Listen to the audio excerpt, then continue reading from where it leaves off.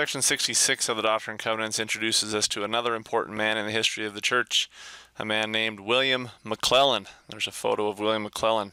He will go on to become one of the original 12 apostles, and unfortunately, one of the 12 apostles who falls away into apostasy. William's from Tennessee, and he's going to hear about the church when he's living in Tennessee and travel to Missouri. When he gets to Missouri and learns more about the church there, he gets baptized and then wants to meet the prophet Joseph Smith. So he travels all the way back to Ohio to go meet Joseph Smith, and this is what Susan Easton Black wrote. Quote, he lived with him, meaning Joseph, for about 3 weeks. And this is William McLellin's words. Quote, and for my acquaintance then and until now, I can truly say I believe him to be a man of God, a prophet, a seer, and revelator to the church of Christ. End of quote.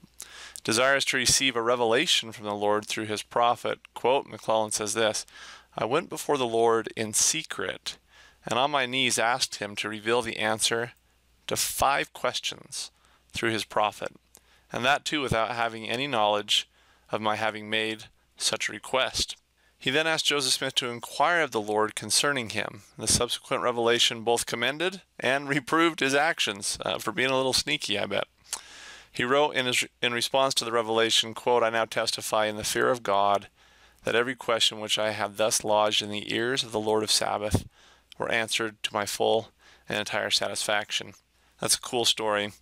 I don't recommend you try that with the prophet if you ever meet him, but it's a cool story nonetheless. So cool, by the way, that even after McLellin leaves the church, 17 years outside of the church, he wrote that he saw these answers to his questions, quote, to this day and evidence, which I cannot refute. As you study this section, I'd invite you to look for something as you do so, and it's just this question.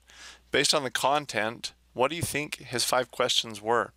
The Lord's going to teach him some great doctrine, but I have a hunch as I study this section, what at least I think the majority of his questions were, if not all 5, at least some of the major ones.